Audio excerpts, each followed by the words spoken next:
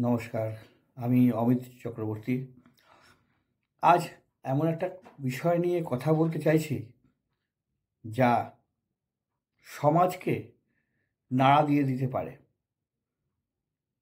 যে ঘটনাকে উল্লেখ করে সুপ্রিম কোর্টের বিচারপতিরা আজ বলেছেন যে এমন কিছু ঘটনা আমাদের সামনে আসে যখন আমাদেরও সেই সমস্যা সমাধানের কোনো রাস্তা থাকে না। বিচারপতি অজয় এস ওকার ডিভিশন বেঞ্চের অসহায় পর্যবেক্ষণ যে এমন ঘটনা সামনে আসলে তখন মনে হয় যে সত্যি আমাদের ক্ষমতা কত কম। অর্থাৎ বিচার ব্যবস্থার মানে সমাধান করে দেওয়ার ক্ষেত্রে যে সামাজিক সমাধান করে দেওয়ার ক্ষেত্রে বিচার ব্যবস্থার ক্ষমতা কত কম। কি সেই ঘটনাটা কলকাতা হাইকোর্টের ঘটনা বেশ কয়েক বছর আগের। সেই ঘটনা যখন সামনে আসে গত বছরের মে জুন মাসে এক নাবালিকাকে ধর্ষণের অভিযোগে নিম্ন আদালত অভিযুক্তকে 20 বছর সশ্রম কারাদণ্ড দিয়েছিল। এবারে পরবর্তী ক্ষেত্রে সেই নাবালিকার সঙ্গে সেই অভিযুক্তের বিয়ে হয়, তাদের একটি সন্তান হয়। এরপরে সেই অভিযুক্ত হাইকোর্টে নিম্ন আদালতে সাজার মেয়াদ মকুব করার জন্য আসে এবং সেখানে মেয়েটির তরফেই বলা হয়, গ্রামের মেয়ে, তবু তাদের তরফে বলা হয় যে একেই ও স্বামী বলে মেনে নিয়েছে, ফলে তার সাজা মকুব করা হোক। তৎকালীন কলকাতা হাইকোর্টের বিচারপতি ছিলেন চিত্তরঞ্জন দাস। তার ডিভিশন বেঞ্চ সেই সাজা মকুব করে দেন। মকুব করে দেওয়ার সঙ্গে সঙ্গে সেই ডিভিশন বেঞ্চ এমন কিছু লিখিত পর্যবেক্ষণ দিয়েছিল যা বিচার ব্যবস্থাকে নাড়িয়ে দেয়। সে একটা নাবালিকার ক্ষেত্রে কিশোরীদের ক্ষেত্রে কি বলবো, যৌন আকর্ষণ নিয়ন্ত্রণ করার কিভাবে দরকার, কি উপায়, এমন নানান রকম উপদেশ দেওয়া হয়েছিল সেই লিখিত রায়ের মধ্যে। সেই অর্ডার দেখে সুপ্রিম কোর্টের প্রধান বিচারপতি স্বয়ং সুমোটো কন্টেম্প্ট হিসেবে সেটাকে গ্রহণ করেন। সুপ্রিম কোর্ট সুমোটো মামলা নেওয়ার পরে সেটা যায় অজয় এস ওকার বেঞ্চে।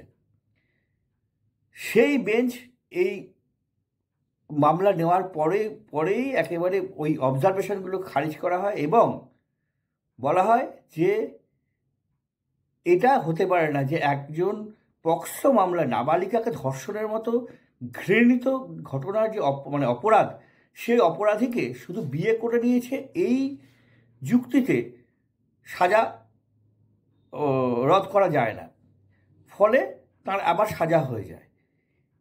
এইখানে যে জটিলতা, একদিকে একটি নাবালিকা মেয়ে, তাকে ধর্ষণের অভিযোগ এক যুবকের বিরুদ্ধে, তার পরবর্তীতে সেই যুবককে বিয়ে করা, তাদের একটি সন্তান হওয়া। একদিকে লোকটি অপরাধী, সুপ্রিম কোর্ট আজকে যেটা বলছে, আমরা জানি লোকটা অপরাধী, কিন্তু সেই নাবালিকা কিন্তু সেটা মনে করছে না, তার কাছে এখন সেই স্বামী। ফলে একদিকে এই নাবালিকা এবং তার সন্তানের নিরাপত্তা, অলসো তার কাছে তার স্বামীও তার পরিবার, অন্যদিকে আমাদের কাছে সামনে একজন অপরাধী যে ধর্ষণের মতো ঘৃণিত অপরাধ করেছে। ফলে আমরা কোন জায়গায় যাব, আমরা কি পথ বের করব, এই হচ্ছে একটা সামাজিক প্রশ্ন। একই সঙ্গে বিচার ব্যবস্থাকেও একটা চ্যালেঞ্জের মুখে ফেলে দিয়েছে। আজ সেই গত 2024 সালের আগস্ট মাসে সুপ্রিম কোর্ট বিচারপতি চিত্তরঞ্জন দাসের সেই রায় খারিজ করে দেয় এবং রাজ্য সরকারকে নির্দেশ দিয়েছিল যে একটা কমিটি গঠন করে এই মেয়েটির ক্ষেত্রে, নাবালিকার ক্ষেত্রে কি কি করা যায়, তার নিরাপত্তা, তার সামাজিক নিরাপত্তা, তার অর্থনৈতিক নিরাপত্তা কি কি দেওয়া যায়, সব রকম ব্যবস্থা করার নির্দেশ দিয়েছিল এবং রিপোর্ট দেওয়ার কথা ছিল। আজ সেই রিপোর্ট পৌঁছয় বিচারপতি ওকার বেঞ্চে। ইতিমধ্যেই এই মামলায় কোর্টকে সহায়তা করার জন্য দুজন অ্যামাইকাস কিউরি বা আদালত মাধ্যম নিয়োগ করেছে সুপ্রিম কোর্ট। দুজন সিনিয়র আইনজীবী মাধবী দিভান রয়েছেন তার মধ্যে। তারা আজকে কোর্টের কাছে সেই যে রিপোর্টটা দিয়েছে রাজ্যের 3 প্রতিনিধির এক কমিটি, সেই রিপোর্টটা দেয় এবং যেখানে তাদের স্পষ্ট বক্তব্য, যেটা সুপ্রিম কোর্টের বিচারপতি ওকাও তারা আগেই নিজেই বলেছেন, যে একটা সিস্টেমের ফেলিওর যাকে বলা হয়, সেই সিস্টেমের ফেলিওরে যখন কোনো ঘটনা ঘটে, এটা হচ্ছে তার একটা প্রকৃষ্ট উদাহরণ। আইনজীবীরা বলেছেন যে একটা নাবালিকার ক্ষেত্রে যে ঘটনা ঘটে গিয়েছে, সেখানে একদিকে তার পরিবার, অন্যদিকে সমাজ, একদিকে স্কুল, অন্যদিকে পুলিশ, একই সঙ্গে বিচার ব্যবস্থা, এই এতগুলো প্রতিষ্ঠানের ব্যর্থতার ফসল আজকে এই নাবালিকার এই ঘটনা। এরপরেই যে রিপোর্ট দেওয়া হয়, সেই রিপোর্ট পড়ে আদালতের থেকে জানানো হয় যে সেই রিপোর্টে মেয়েটিকে আহত নিরাপত্তা দেওয়ার কথা বলা হয়েছে, তাকে স্কুলে ভর্তি করার কথা রাজ্য জানিয়েছে, তাকে মাসে মাসে কিছু টাকার সাহায্য দেওয়ার কথা বলা হয়েছে,